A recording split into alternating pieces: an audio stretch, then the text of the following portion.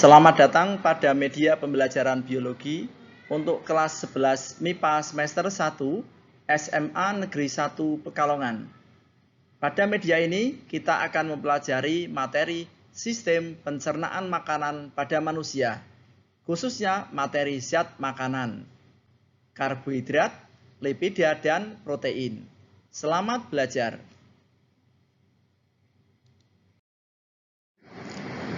Materi yang akan kita pelajari pada media ini meliputi zat-zat makanan, organ-organ pencernaan makanan, mekanisme pencernaan, kebutuhan energi dan gizi seimbang, teknologi pengolahan makanan dan zat aditif, serta gangguan sistem pencernaan. Pada media ini kita akan mengkhususkan materi karbohidrat, lipida atau lemak, dan protein. Sementara materi yang lain akan dibahas pada media selanjutnya.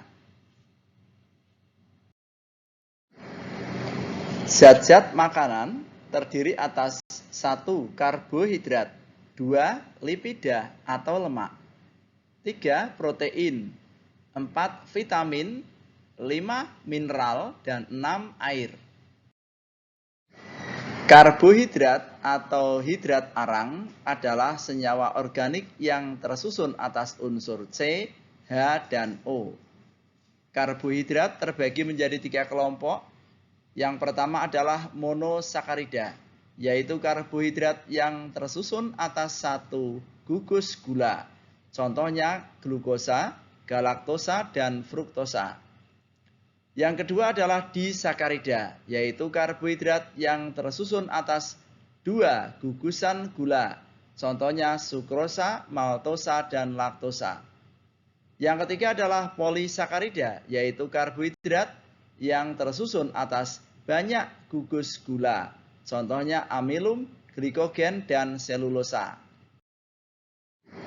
Berikut adalah gambar molekul glukosa, fruktosa, dan galaktosa. Karbohidrat memiliki fungsi atau manfaat sebagai berikut.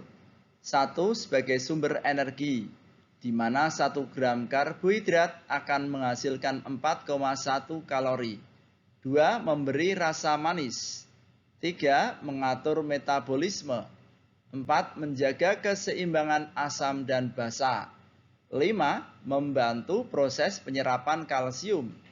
6. Mencegah terjadinya konstipasi. Dan 7. Menjadi bahan pembentuk struktur sel, jaringan, dan organ tubuh. Metabolisme karbohidrat. Perhatikan bahwa monosakarida terdiri atas glukosa, galaktosa, dan fruktosa adalah sebagai berikut. Glukosa akan langsung diserap oleh tubuh dalam usus halus. Galaktosa dan fruktosa akan diubah dulu menjadi glukosa, selanjutnya diserap oleh tubuh. Sementara disakarida sebagai berikut, sukrosa akan diuraikan oleh enzim sukrase menjadi fruktosa dan glukosa. Laktosa akan diuraikan oleh enzim laktase menjadi galaktosa dan glukosa. Dan maltosa akan diuraikan oleh enzim maltase menjadi glukosa dan glukosa. Metabolisme karbohidrat berikutnya yaitu polisakarida. Amilum akan diuraikan oleh enzim amilase menjadi molekul-molekul disakarida. Glikogen akan diuraikan oleh enzim glikogenase menjadi molekul-molekul disakarida. Selulosa tidak bisa diuraikan oleh tubuh karena tubuh tidak menghasilkan enzim selulase. Selanjutnya, disakarida yang dihasilkan akan diuraikan oleh enzim-enzim disakarase sampai terbentuk monosakarida dan diserap oleh tubuh. Sumber karbohidrat. Pada umumnya karbohidrat adalah makanan pokok. Contohnya adalah padi, jagung, sagu, ketela, gandum, kentang, dan sebagainya.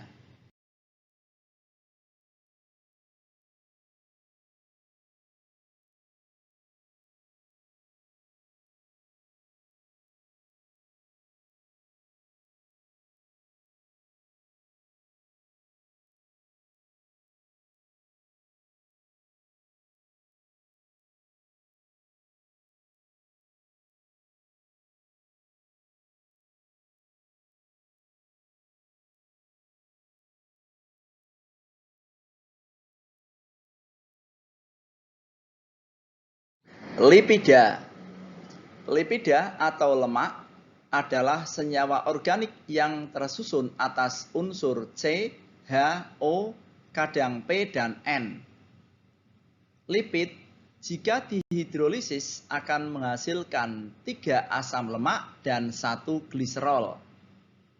Berdasarkan komposisi kimianya, lipida atau lemak terbagi menjadi 3 kelompok. Yang pertama adalah lemak sederhana, 2 lemak campuran, dan yang ketiga derivat lemak.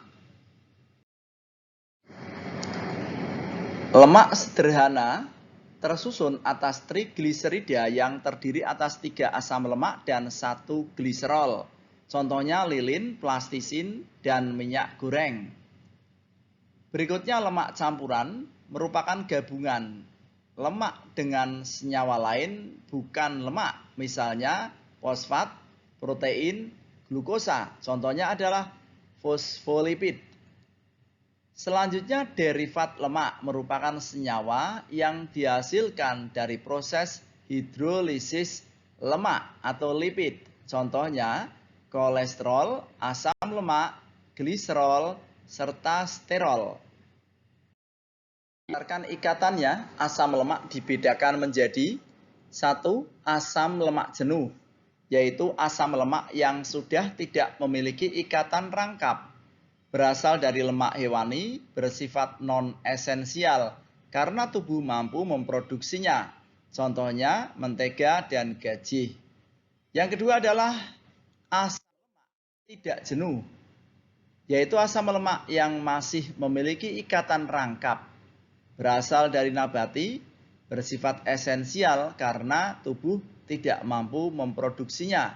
Contohnya minyak goreng, minyak kedelai, minyak jagung, dan sebagainya.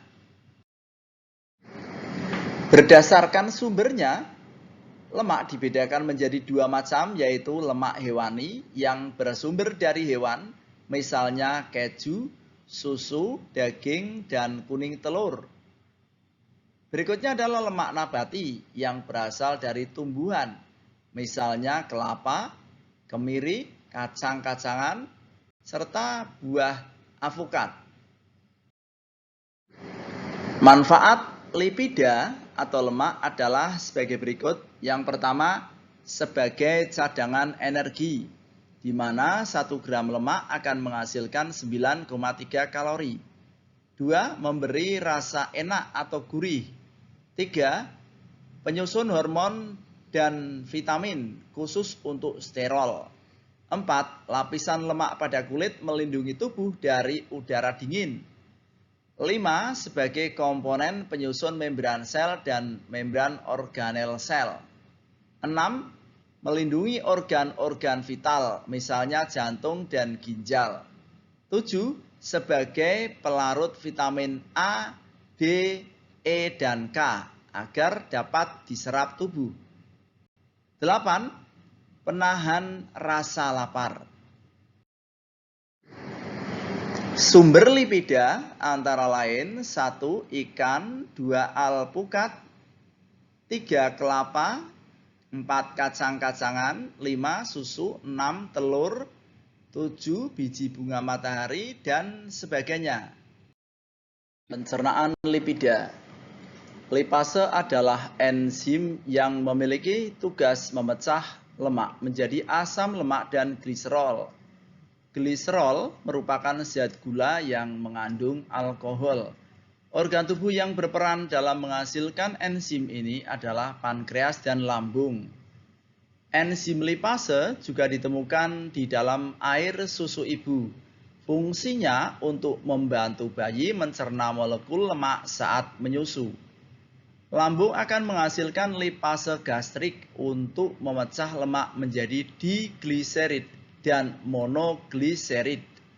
Setelah itu komponen lemak yang tergabung dalam kimus atau yang sudah tercampur dengan enzim-enzim lambung ini akan masuk ke duodenum atau usus 12 jari. Di dalam duodenum atau usus 12 jari, lipase usus dan lipase pankreas lebih jauh lagi memecah lemak menjadi monogliserid agar dapat diabsorpsi oleh usus. Dalam hal ini lemak akan dibentuk menjadi asam lemak bebas dan gliserol. Empedu akan menghasilkan garam empedu untuk kemudian berikatan dengan lemak membentuk misel. Misel akan digunakan untuk mengangkut asam lemak rantai panjang ke dinding usus agar bisa diabsorpsi. Protein. Protein adalah senyawa organik yang tersusun atas unsur C, H, O, N, kadang S, dan P. Protein tersusun atas asam-asam amino. Asam amino terdiri atas dua macam, yaitu asam amino esensial dan asam amino non-esensial. Asam amino yang dikenal sampai saat ini, baik esensial atau non-esensial, adalah 20 macam. Amino esensial. Asam amino esensial adalah asam amino yang tidak bisa dibentuk oleh tubuh manusia dan harus didatangkan dari asupan nutrisi atau makanan.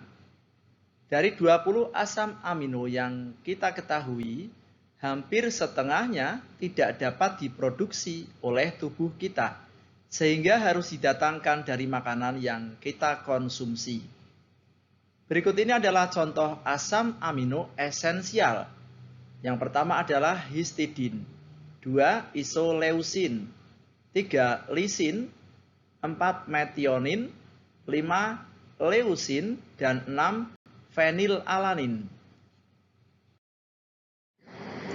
Asam amino non-esensial, yaitu asam amino yang bisa diproduksi oleh tubuh dan tidak perlu didatangkan dari asupan makanan. Berikut adalah daftar asam amino non-esensial. Yang pertama adalah prolin, kemudian serin, alanin, arginin, asparagin, asam aspartat, sistein, glutamin, asam glutamat, dan glisin. Fungsi protein adalah sebagai berikut. 1. Membangun dan memelihara jaringan tubuh. Seperti telah disinggung di atas, bahwa fungsi protein yang pertama adalah sebagai zat gizi yang dibuat dari asam amino untuk membantu membangun hingga memelihara setiap jaringan tubuh. Meski demikian, jumlah protein yang diserap oleh tubuh untuk kebutuhan tersebut sangat bergantung pada kesehatan seseorang. Protein yang kedua adalah sebagai pembentuk enzim. Enzim bertanggung jawab terhadap proses reaksi biokimia yang terjadi dalam tubuh, mulai dari menetralkan racun, pembekuan darah, kontraksi otot, hingga mencerna makanan dalam tubuh. Fungsi yang ketiga, protein sebagai pembentuk hormon. Hormon yang dibentuk oleh protein bertugas mengirimkan sinyal, mengatur proses biologis antar organ, pembawa pesan antar sel dan jaringan. Kelenjar endokrin akan memproduksi dan mengeluarkan hormon untuk dibawa ke jaringan atau organ yang menjadi target penghantaran melalui aliran darah.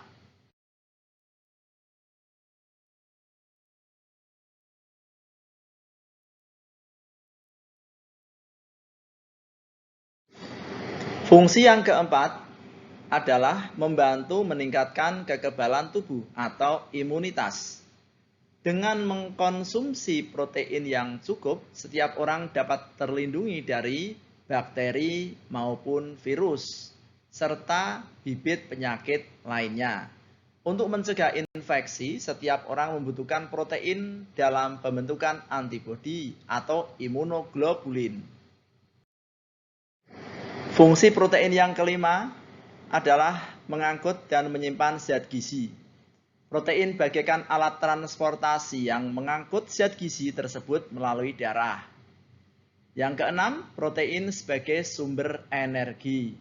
Kandungan energi dari protein adalah sebagai berikut, bahwa 1 gram protein akan menghasilkan 4,1 kalori. Sumber protein adalah sebagai berikut, 1 telur, 2 daging, 3 susu, 4 olahan dari susu, 5 makanan dari laut, 6 kedelai, dan sebagainya. Proses metabolisme protein dimulai ketika makanan masuk ke lambung. Disinilah pepsin mencerna protein dengan memutus ikatan peptida yang ada di sisi gugus NH2 dari asam-asam amino aromatik, hidrofobik, maupun dikarboksilat. Metabolisme protein kemudian berlanjut di usus halus, yaitu saat pankreas mensekresi tripsin, kemotripsin, dan karboksipeptida. Protease kemudian memecah lagi gugus protein menjadi peptida rantai sedang dan kecil. Peptidase menghidrolisis peptida menjadi asam amino dan tripeptida bebas. Produk akhir metabolisme protein yang berupa asam amino dan tripeptida inilah yang siap diserap oleh tubuh. Sekitar 75–80% asam amino yang menjadi produk akhir metabolisme protein ini akan digunakan kembali untuk sintesis protein yang baru. Sebagian asam amino yang diserap oleh tubuh ini juga akan diubah menjadi energi atau ATP, gas karbon dioksida, dan air melalui siklus Krebs. Sementara itu, asam amino sisanya tidak akan disimpan di dalam tubuh. Dia akan diuraikan kembali dengan cepat melalui proses katabolisme menjadi kerangka karbon bagi senyawa-senyawa amfibolik dan urea yang kemudian dikeluarkan dari tubuh melalui urin.